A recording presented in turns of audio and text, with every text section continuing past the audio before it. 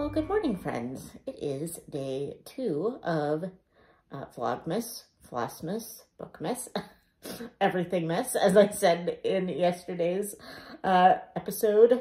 And I just wanted to pop on here real quick and tell you about the book that I started and finished yesterday. Hold on one second. Let me put down my coffee. Okay. In the interest of not having to put in pictures, I'm just going to show this to you on my iPad.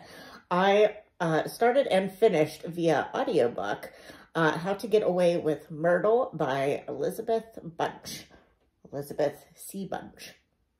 And this is the second book in the Myrtle Hardcastle series, mystery series. It is a middle grade mystery series that is set in Victorian times. And this follows Myrtle Hardcastle, who is, her mother has died. She lives with her father, who is a barrister / lawyer, I believe that's what he is. And they're fairly well-to-do, but Myrtle really enjoys science and forensics and law and getting into murder investigations. She has a governess named Mrs. Judson, who pretty much helps her solve these cases, sometimes reluctantly. And in the second book, they are on a train going on a forced family vacation. Not really a family vacation. She is with Mrs. Judson and her aunt, who is a stinker. But her father is away, so he doesn't feature in this at all. So they are on a train journey and something happens. Things are stolen, people are killed, and Myrtle has to try to solve the crime. And Mrs. Judson in this one doesn't seem to want her to get involved. But we all know that that's not going to happen. My tripod is slipping. Hold on. I don't know if it was down that far the whole time or not. This is a kind of a new tripod thing, selfie stick thing, and I didn't realize that it doesn't like to stay put. Anyway, so I started that one on audiobook yesterday morning, and I finished it late last night, and I really enjoyed it. I'm really enjoying this series. I think there are only 4 books currently out in this series, and I will be buddy reading the third one in a couple of weeks, I think, with my friends Jessica and Tiffany. So I wanted to hurry up and get that one done so that I am ready to start the third one.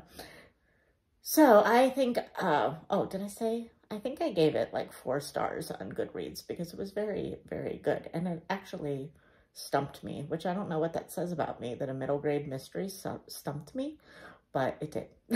So, but anyway, in the interest of keeping these vlogs fairly short, I'm going to end it here, and we will start the little montage of what I crafted on yesterday, what I am going to craft on today.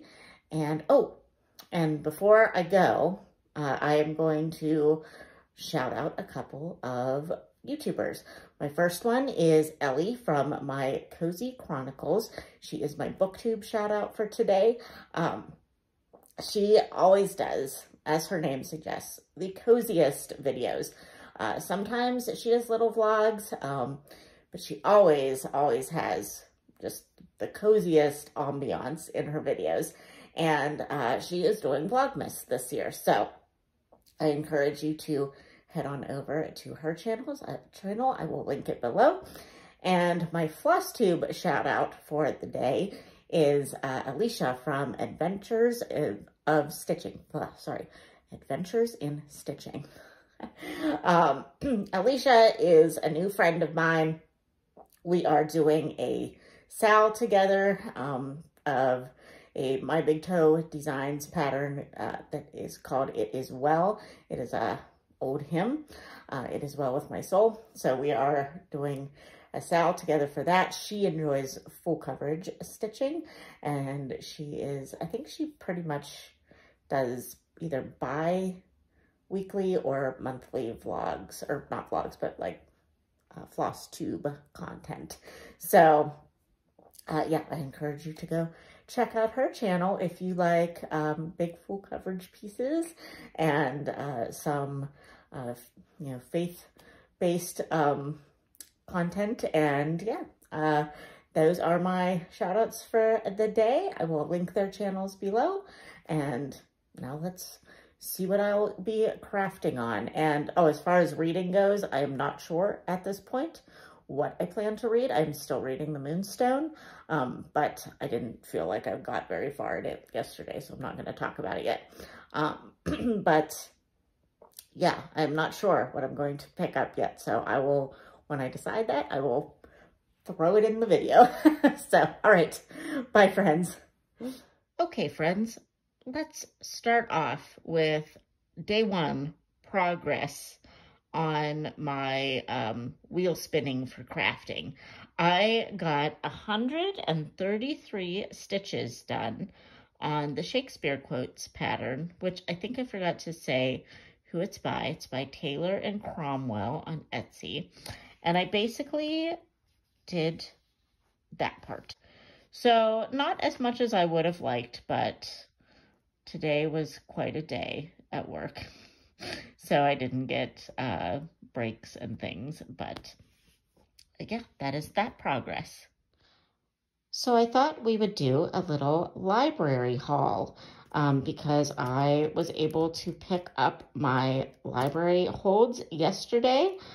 So I thought today we would talk about what I got. So we have the Moonstone, which I told you was my my start yesterday. And then I got Mrs. Jeffries, and the Silent Night. And this by Emily Brightwell. And this is going to be a buddy read with Jessica from Jaja, a Admirer of Words and Coffee on Instagram. Is that one book? Yes, okay. And then this is Miss Reed's Christmas Tales. A Village Christmas is the one that we will be reading for the Follow Us to Fairacre read along that my friends and I are hosting throughout this year and probably most of next year. And then we are also going to be reading Over the Gate by Miss Reed this month, because, I mean, this kind of looks long, but supposedly they were short. So we're reading 2 this month, so I might start this one soon. And then we have God Rest Ye Royal Gentlemen by Rhys Bowen. This is part of the Royal Spinous Mysteries. This would be out of order from what I've read so far of this series, because I've only read number 1, but I wanted to read a Christmas one of hers, and it's a very long-running mystery series, so I kind of feel okay about that. Yeah, but look at that cover. All these covers are so great this month. And then the last one that I got from the library is The Deeds of the Disturber by Elizabeth Peters. This is the next book that I have to read in the Amelia Peabody mystery series.